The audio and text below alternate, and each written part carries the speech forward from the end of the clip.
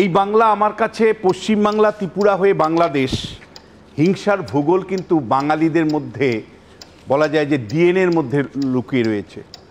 এই মানে হিংসা দিয়ে এখানে শাসন ব্যবস্থা ধরে রাখে, টিকিয়ে রাখে, আবার হিংসা দিয়েই পরিবর্তন আনার চেষ্টা করে। ফলে হিংসাটা এখানে একটা পার্মানেন্ট রাজনীতির অঙ্গ। দেখুন, মানে হিংসার কিছু কৌশল পাল্টেছে। হিংসা একটা সময় বামেরা মানে কৌশলগতভাবে ব্যবহার করত, কিন্তু আজকে আপনি যদি লক্ষ্য করেন তাহলে হিংসাটা কিন্তু কাঠামোগত রূপ নিয়েছে। আপনি নির্বাচনী হিংসা প্রতিদিন বলেন, কিন্তু প্রতিদিনই তো রাজনীতির প্রতিদিনের হিংসা আপনি দেখতে পারেন।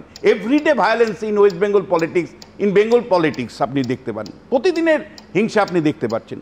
দেখুন, আগে হিংসার সাথে আদর্শগত অবস্থান ছিল। নকশালরা যে আন্দোলন করে মানে তারা যে ঝাঁপিয়েছিল সেখানেও হিংসা ছিল, কিন্তু আদর্শগত বিষয়টা সামনে রাখতো। আর এখন এই আদর্শগত অবস্থার মোড়কটাকে সরিয়ে দিয়ে হিংসাটা কিন্তু পরিষ্কার কাঠামোগত কৌশলগত রূপ নিয়েছে।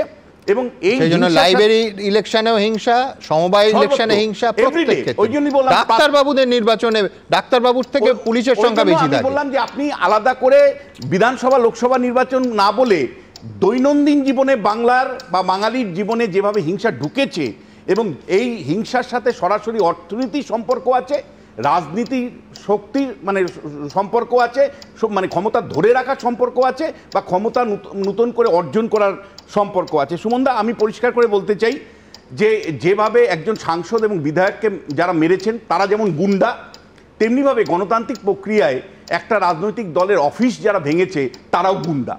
আমি মমতা বন্দ্যোপাধ্যায়কে, রাজ্যের মুখ্যমন্ত্রীকে দেখলাম যে তিনি এটাকে জনরোষ বলে চালানোর চেষ্টা করছেন। এটা মমতা বন্দ্যোপাধ্যায় এক রাজধর্ম পালন না করে গুন্ডাদের সমর্থন করলেন। আবার ওখানে মানিক সরকারকে দেখলাম, মানিক সাহাকে দেখলাম, তিনিও মানে এই গুন্ডা বা হুলিগানদেরকে কার্যত সমর্থন করলেন। এবং এই দুটোই কিন্তু অ্যাকচুয়ালি গুন্ডামিদের করা এবং গুন্ডাদেরকে সমর্থন করা।